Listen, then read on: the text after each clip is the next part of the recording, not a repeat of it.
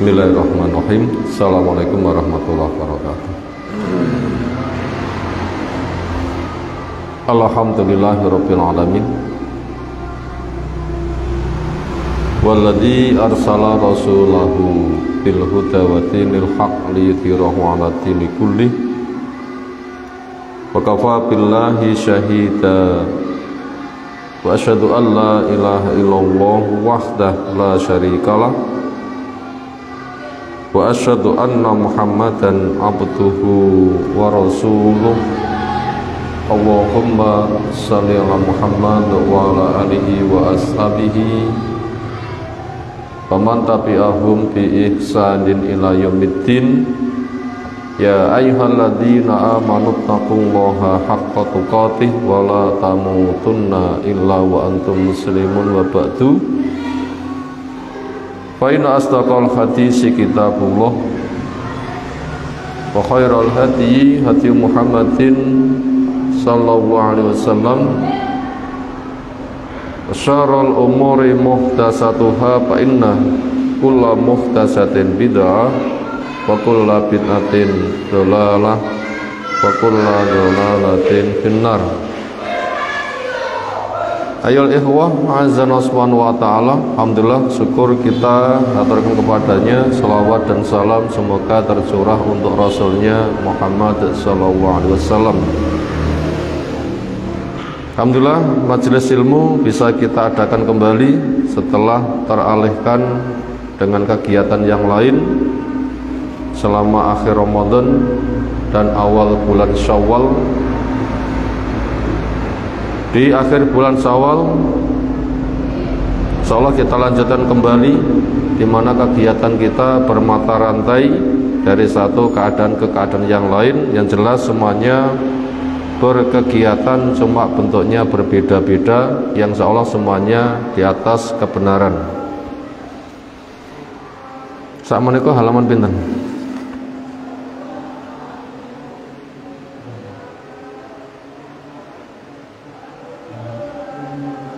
Nggih.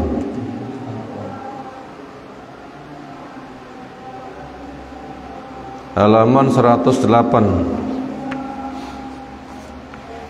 dari kitab Nidaatur Rahman li Ahlil Iman, panggilan-panggilan Allah Zat yang Maha Rahman untuk hamba-hambanya yang beriman. Artinya mengkaji ayat-ayat yang diawali ya ayyuhalladzina amanu.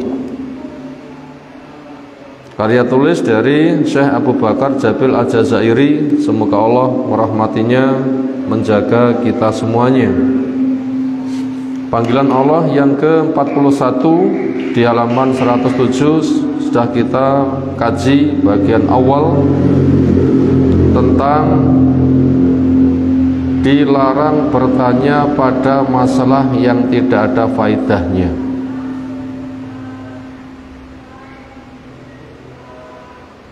Dan tidak ada kebutuhannya yang mendorong untuk tanya. Dan waspada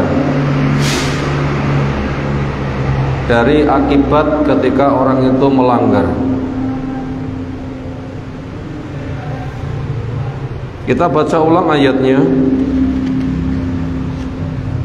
A'udzu billahi minasy syaithanir rajim. Ya ayyuhalladzina amanu la tas'alu an asya'a in tubdalakum tasukum. Wa in tas'alu anha hina yunazzalu Qur'anu tubdalakum afallahu anha wallahu ghafurun halim.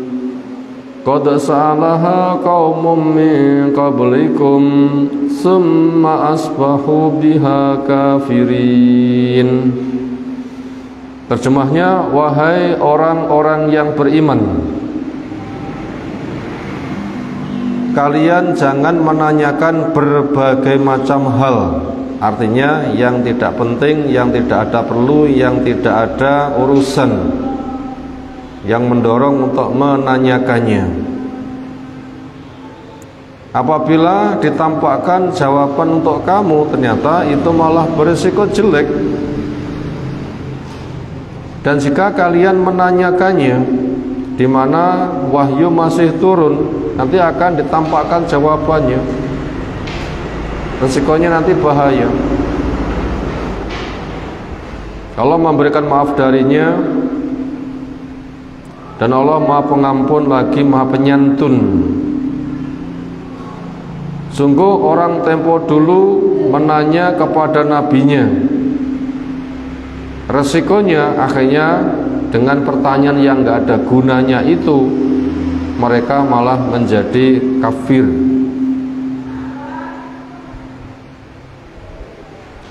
Kita lanjutkan pembacaannya di halaman 108.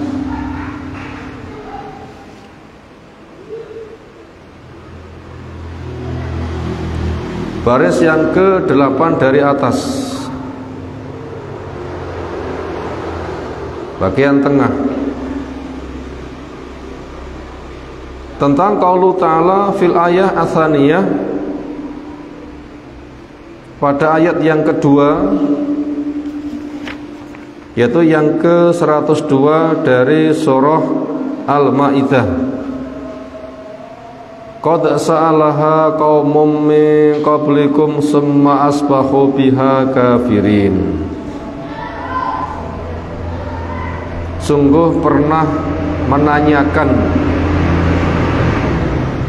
pada perkara-perkara yang tidak penting, yang tidak perlu, yang tidak ada kemendesakannya, bahkan malah merusak orang tempo dulu. Kemudian akhirnya mereka malah menjadi orang yang kufur. Maknanya qad sa'ala, sungguh telah bertanya, misla as'ilatikum, semisal pertanyaan kalian, atan ti'ayyati al-muharrijati,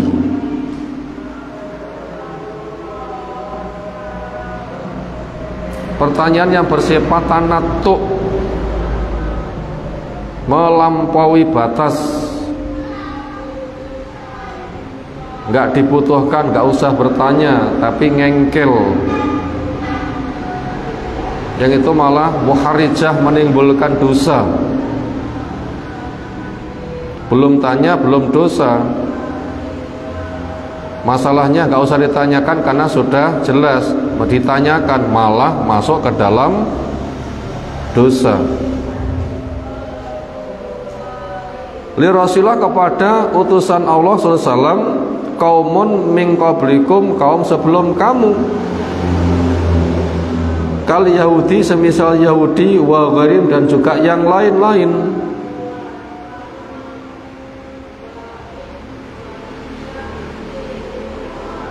Semisal mereka minta pada Nabi Musa, arinaullaha jahrotan, tampakkan kepada kami Allah bisa dipandang mata, kita meleh-meleh, tak deloki Allah kaya ngopo.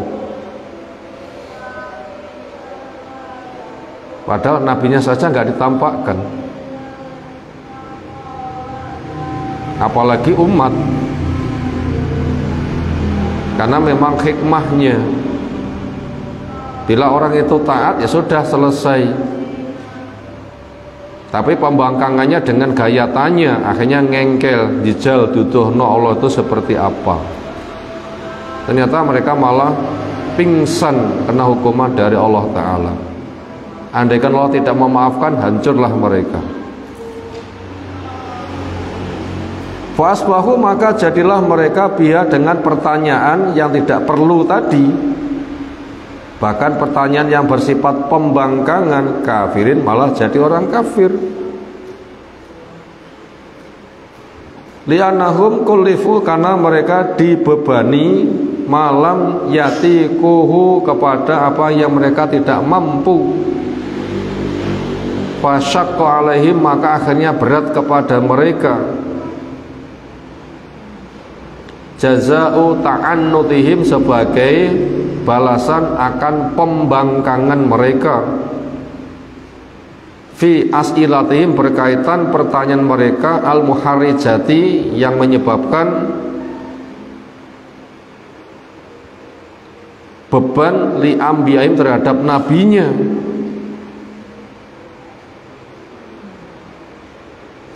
Fataraku, maka mereka meninggalkan al-amala, amal ketaatan. Pantasnya dikatakan taat, ini masalah memang tidak diwenangkan, nggak usah minta. Tapi mereka nggak melaksanakan ketaatan, akhirnya malah ngengkel, akhirnya fakafaru, jadi kafir, walaku, dan jadi rusak, wala'iyadzubillah.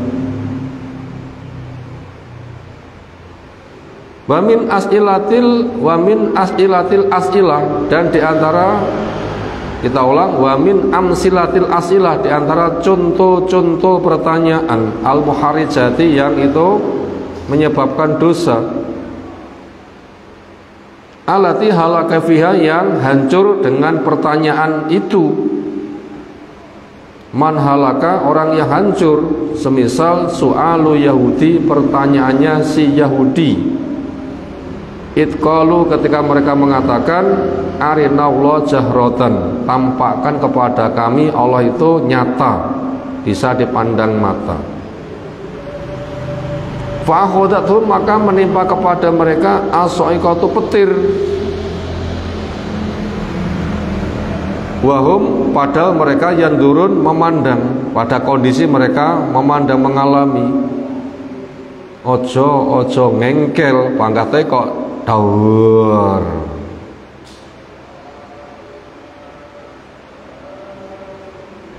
Bahaya kan seperti itu.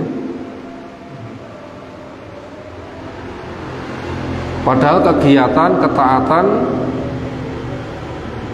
yang lain itu masih banyak dan itu mudah. Sementara andaikan ditampakkan, itu juga belum banyak maslahat kepada mereka. Demikian juga wa su'alu qaumi sholihin, pertanyaane kaum Nabi Soleh, permintaan kaum Nabi Soleh, an-naqata, bentuknya onta. Kalau kamu memang seorang Nabi, sekarang bikin atraksi, onta keluar dari bongkahan batu.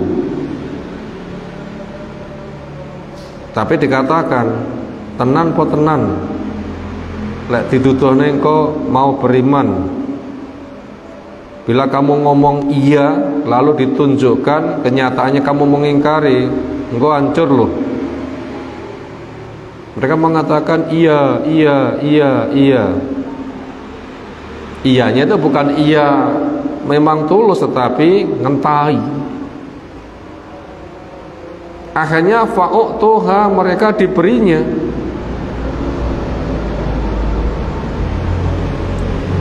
Akhirnya ada dum-duman hari, karena mereka hidup di pegunungan, air diambil dari sumber. Sehari mereka mengambil air, onta tidak datang ke sumber. Hari berikutnya onta yang datang ke sumber air, mereka tidak boleh ke sumber air, tapi cukup memerah susu onta. Berjalan sekian waktu, lama-lama mereka itu tamak, akhirnya dikuasai semuanya. Ujung-ujungnya akhirnya ontanya disembelih. Semua akoru, kemudian mereka menyembelih kepada onta. Apa yang terjadi? Fahalaku, akhirnya mereka hancur. Bahkan ketika mereka sudah menyembelih, gak cukup mendatangi kepada Nabi Soleh, mau dibunuh dengan diam-diam. Akhirnya mereka kegelundungan watu dari atas. Hancur kan? Nah gitulah kondisi mereka. Sisanya tinggal menunggu 3 hari. Pada hari yang ketiga kondisi sangat panas. Mereka berkumpul di tempat terbuka karena tampak mendung, dikira hujan deras akan turun. Begitu mereka sudah melumpuk, bukannya hujan deras tapi beledek. Umat yang beriman sudah ngungsi. Itu contohnya. Demikian juga wa su'alul hawariyin Isa bin Isa al-Maidata. Permintaannya orang-orang Hawari yang mengatasnamakan katanya sahabat-sahabatnya Nabi Isa alaihissalam minta kepada Nabi Isa al-Maidata supaya diturunkan hidangan dari langit.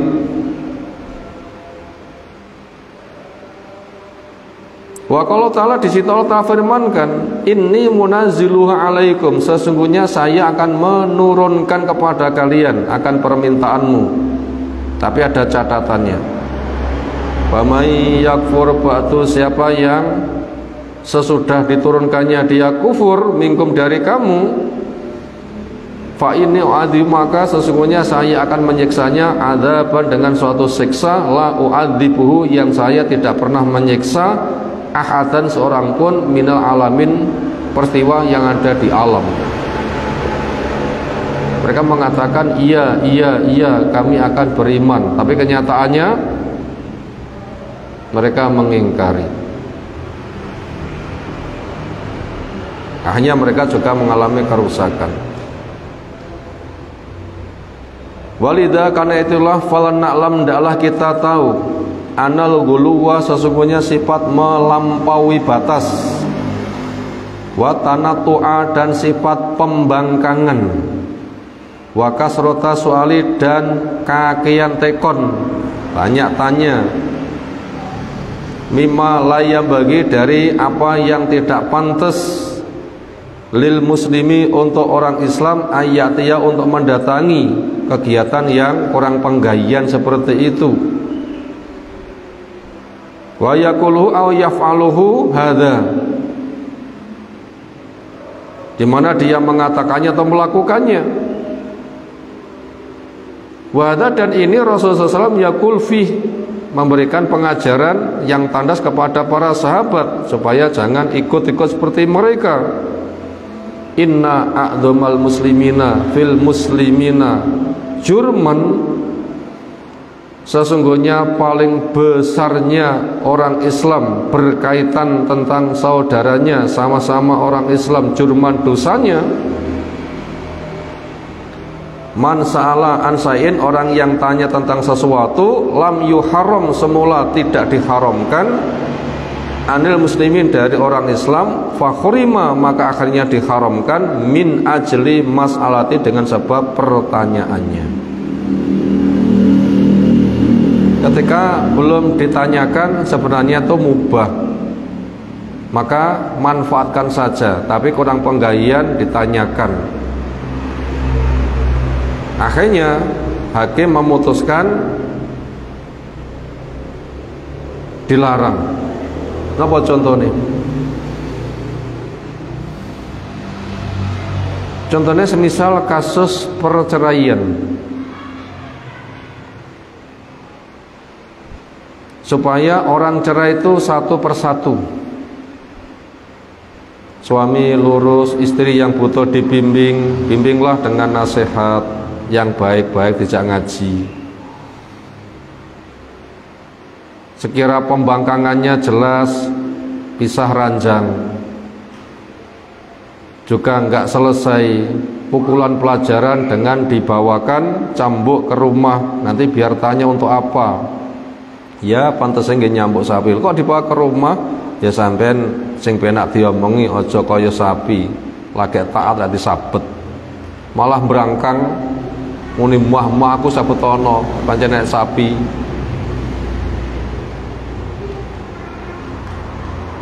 Akhirnya dikumpulkan dua wakil istri, wakil suami yang tahu masalahnya untuk rembukan gimana solusinya. Enggak selesai juga, ya wis le nduk kok angel. Iki obatnya lara pegatan enggak terjadi. Itu namanya cerai satu. Suami tidak boleh mengusir, istri enggak boleh minggat, anak-anak jangan sampai tahu.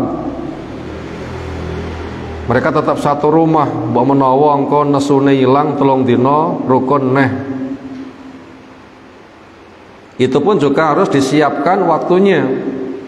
Istri jelas-jelas hamil sehingga nanti masa iddahnya jelas, atau masa bersih dari haidnya yang belum jima diputuskan sehingga nanti untuk mengetahui iddahnya juga gampang. Haid depan quru 1, haid depan quru 2, haid depan quru 3. Bila sudah suci setelah haid yang ketiga berarti masa iddahnya habis.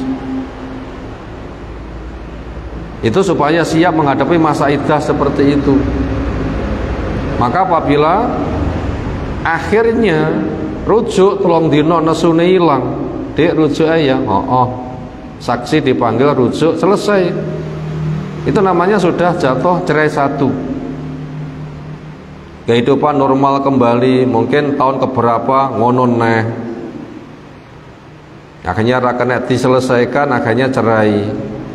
Diputuskan cerai 5 dino, perjalanan perceraiannya ternyata gak kuat, rujuk neh. Ya kita rujuk ya, iya cukup begitu saja rujuk. Nanti saksi dipanggil, aku rujuk, hanya gitu saja. Lalu perjalanan normal kembali, 5 tahun ke depan ternyata ngono neh. Akhirnya nggak selesai beberapa langkah, akhirnya cerai. Nah, lewes cerai yang ketiga itu baru nggak boleh balen.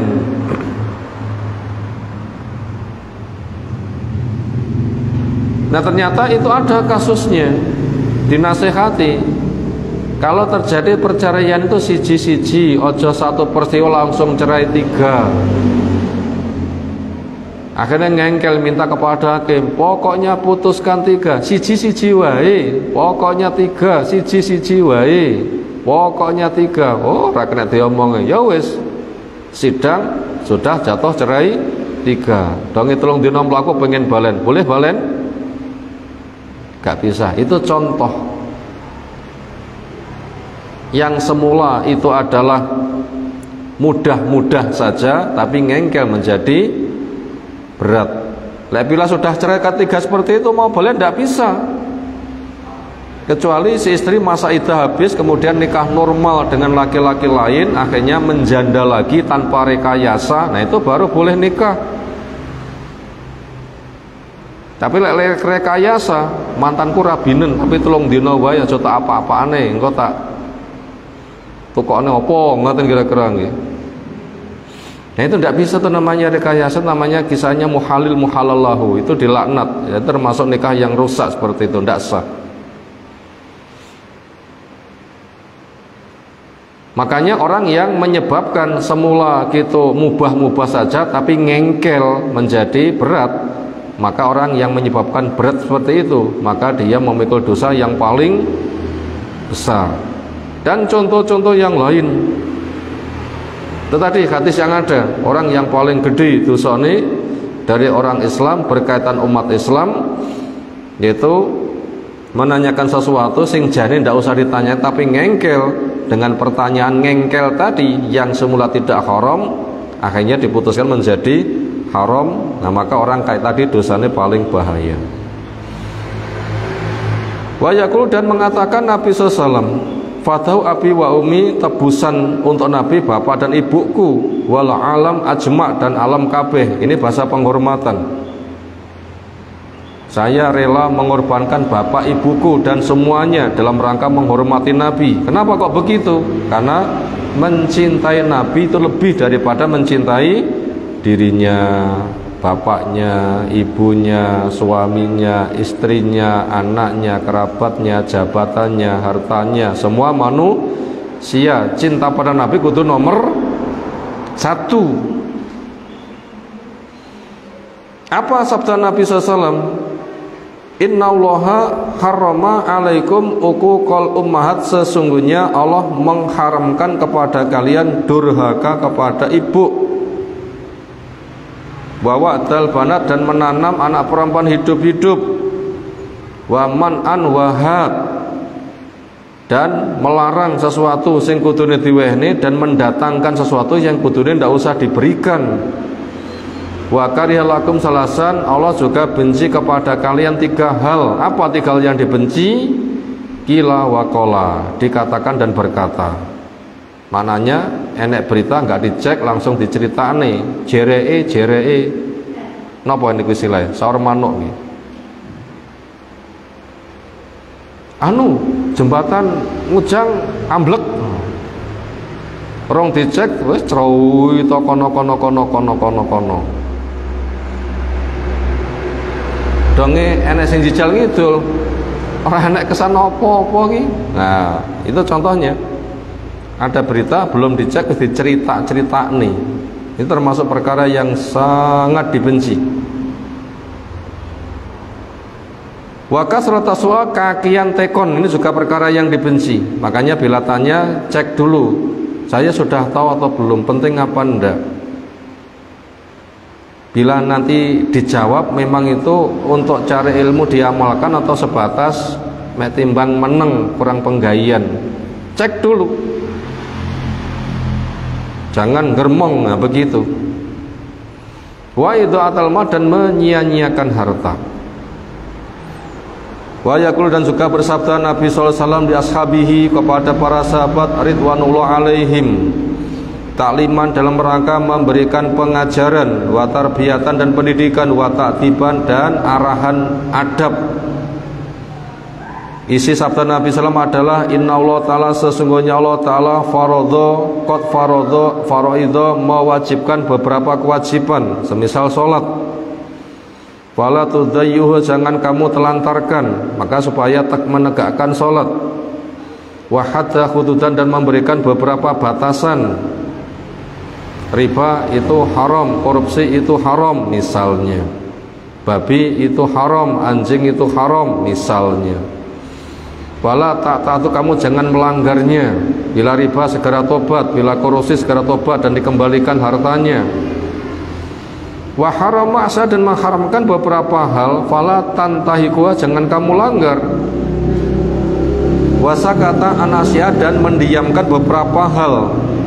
Ada masalah yang tidak dibahas, rahmatan bikum, sebagai kasih sayang buat kalian. Kepada perkara yang enggak dibahas, ya kamu anggap kembali kepada perkara mubah, butuh dipakai, enggak butuh ya wis, enggak usah neko-neko ditanyakan yang tidak perlu. Kenapa? Ini kelonggaran. Itu semua Allah kerjakan gharin nisyanin, bukan karena lupa. Maka daripada itu fala tasalu anha, kamu jangan menanyakan tentangnya, jangan membahas-bahasnya. Dan juga pesan beliau, min husni islamil mar'i, di antara bagusnya Islam seseorang adalah tarkuhu ma la ya'ni, dia meninggalkan perkara yang dia tidak punya urusan. Makanya sibukkan dengan urusan. Gak ada kesibukan memperbanyak zikir.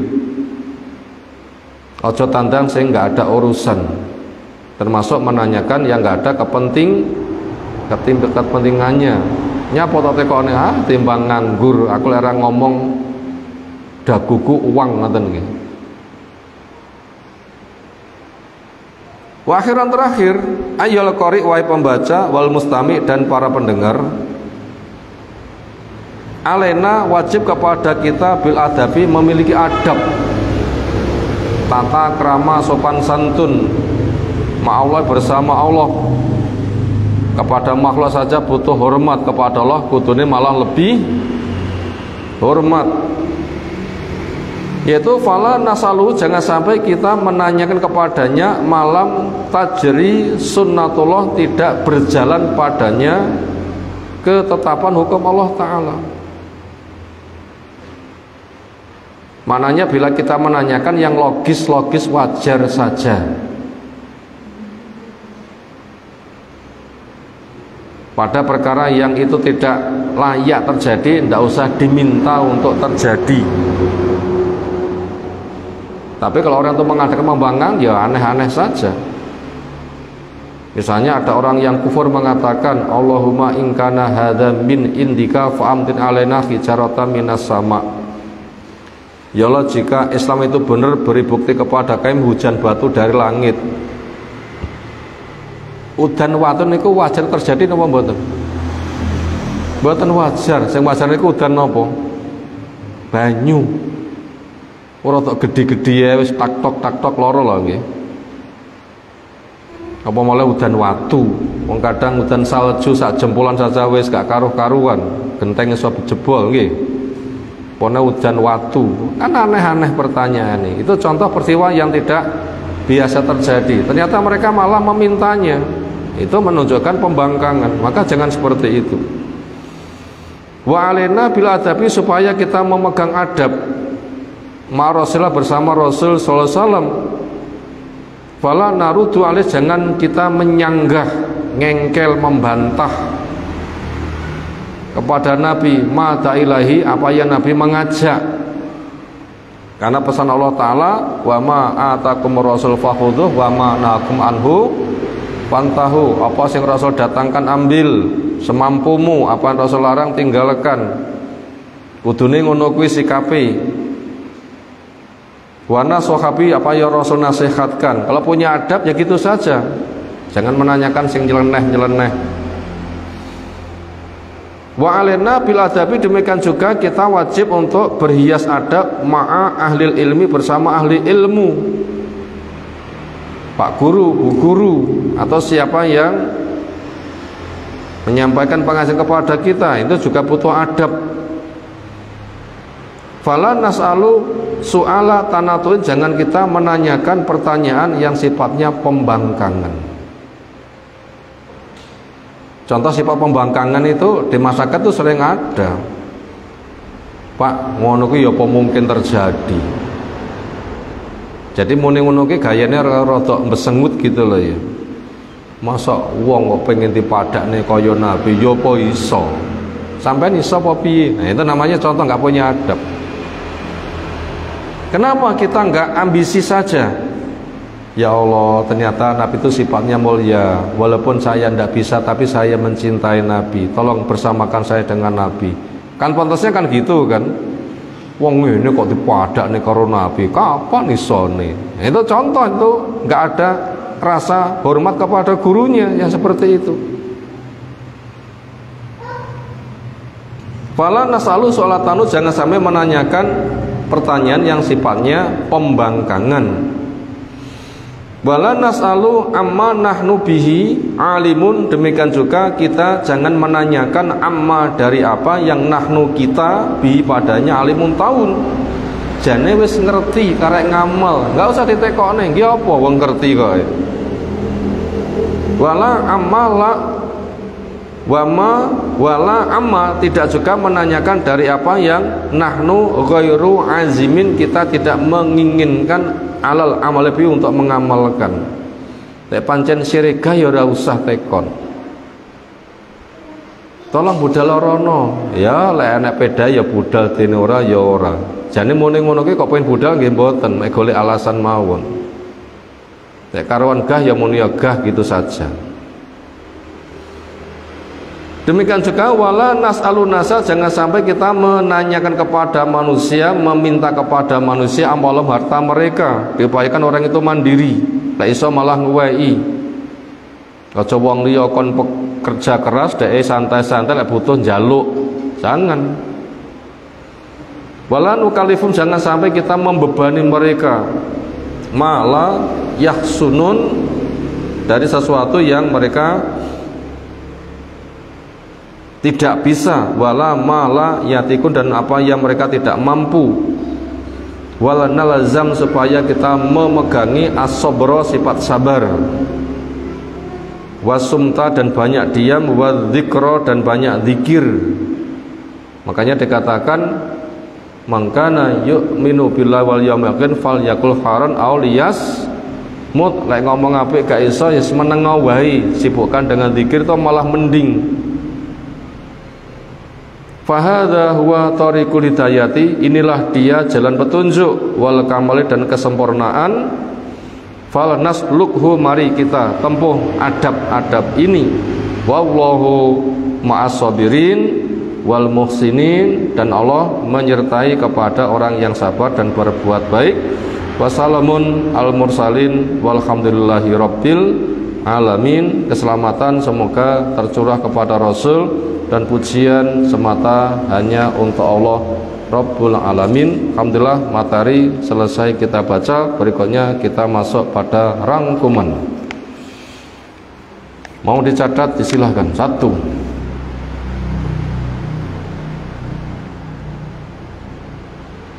Allah zat yang maha tahu.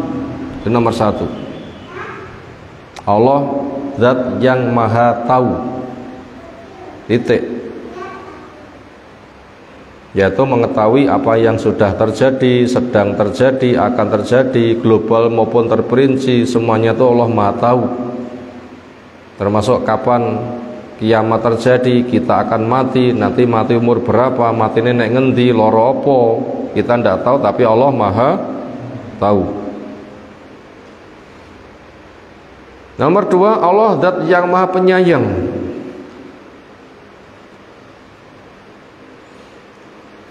Yang kedua, Allah zat yang maha penyayang. Maka bentuk sayang Allah, syariat itu mudah, bisa dipelajari, diamalkan. Ketika ada keberatan, ada rukhsah. Ketika orang salah, itu diberi kesempatan untuk tobat. Itu diantara bentuk maha sayangnya Allah Ta'ala. Itu nomor 2, Allah itu maha penyayang. Yang ketiga, Allah itu zat yang maha pemurah, halim, maha pemurah.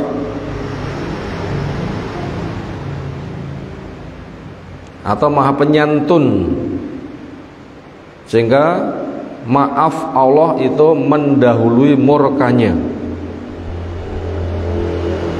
sehingga tidak ada sifat dendam pada Allah, karena pengampunannya mengalahkan kemurkaannya, nggak ada rasa dendam. Saya manusia gak ada dendam boten. Nganti mati gak bakal tak ngapura, atiku loro. Kadang ngoten nggih.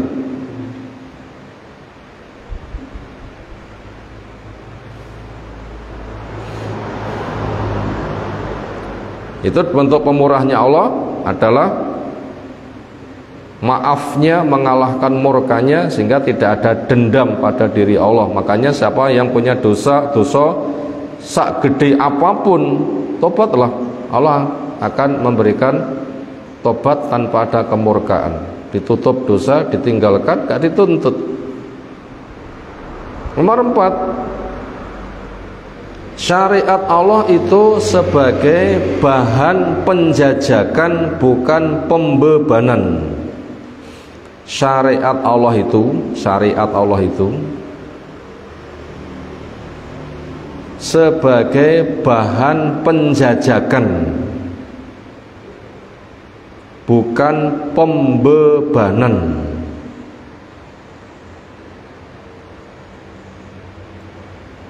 Kita ulang, syariat Allah itu sebagai bahan penjajakan, bukan pembebanan. Sekarang kita ambil contoh. Biasanya tiang niku lek wonten kesempatan sedekah ngenten enteng napa abot biasane. Biasanya abot nggih.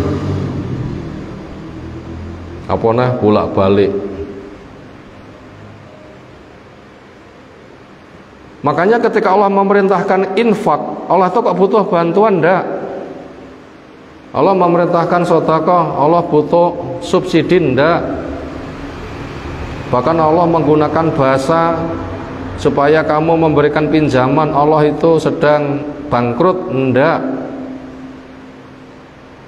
Kenapa? Allah itu zat yang maha kaya, sing gawe langit, gawe bumi, menurunkan hujan, nikmat yang berikan. Kita bisa menghitung? Enggak bisa. Kenapa ada perintah infak, sedekah, bahkan menggunakan bahasa pinjaman, intuk ridhaullah qardhan hasana, bila kamu memberikan pinjaman kepada Allah. Sebenarnya Allah itu tidak butuh bantuan. Syariat yang seperti itu hanya sebatas sebagai bahan penjajakan. Kamu itu taat apa enggak? Lek gelem taat, plong taat, janji Allah itu bener. Wa ma anfaqtum fahuwa yukhlifu. Allah akan pasti memberikan ganti. Ma naqasa malun min Sedekah harta tidak akan berkurang karena sedekah. Bahkan orang itu cepat kaya dengan cara memperbanyak sedekah karena kelipatannya banyak. Lek enggak sedekah, enggak ada kelipatan, dipakai lama-lama habis, tapi lek sedekah diganti, dilipatkan, ada tabungan. Sebenarnya itu sebagai bahan penjajakan saja. Dan ketika orang itu betul-betul melaksanakan, ganti itu sangat mudah. Tapi sing jenenge dijajaki, pas wayah butuh kurang enek wong golek sumbangan kadang jengkel. Sebenarnya itu sebagai bahan penjajakan ketulusan dia, ketawakalan dia, keimanan dia kepada Allah. Itu sebenarnya apabila memang tulus tawakal iman itu, Allah memberikan ganti itu perkara yang sangat mudah sekali.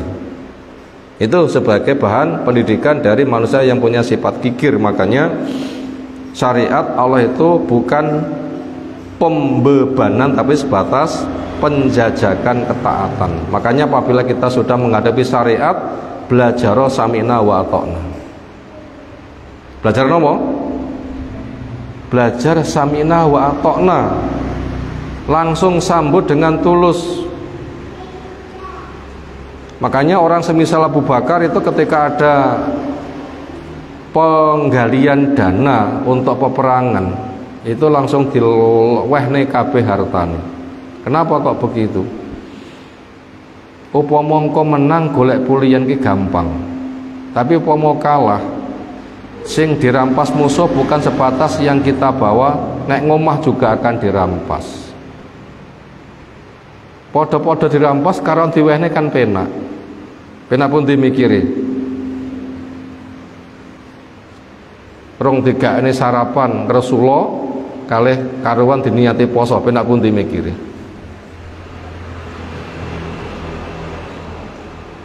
Bu, enek sarapan. Sepurane Mas urung awakku ngregesi rangka bermasak, ya wis tak poso. Ngono ki luwih penak ketimbang gembreneng. Mek ngregesi ngono alasan pancen rapate demen karo bojone. Timbang muni ngono mbok ya karuan wis tak poso wae. Penak pundi? Enteng pundi? Ya senada itulah, makanya kalau kita tuh menghadapi syariat upayakan sami'na wa ata'na. Gak usah banyak pertimbangan nafsu. Karena janji Allah itu tidak pernah diselisihi.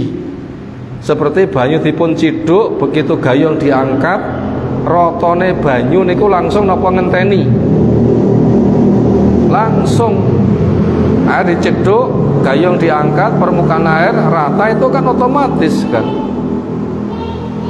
Itu hanya sebatas untuk menjajaki keimanan kita. Bila kita bisa seperti itu, Allah itu mudah memberikan ganti. Itu tadi syariat Allah itu sebatas penjajakan, bukan pembebanan. Terus yang kelima, supaya selalu maslahat, maka supaya setiap diri menyibukkan, supaya selalu maslahat, agar setiap diri menyibukkan. Titik dua, cari ilmu, diamalkan, dinasihatkan, berusaha untuk ikhlas, istiqomah, memperbanyak zikir,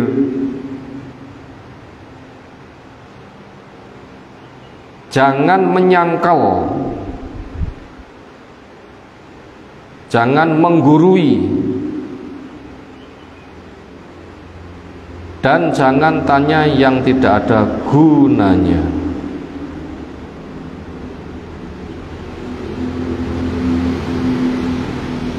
Itu tadi yang kelima, kita ulang. Supaya selalu maslahat,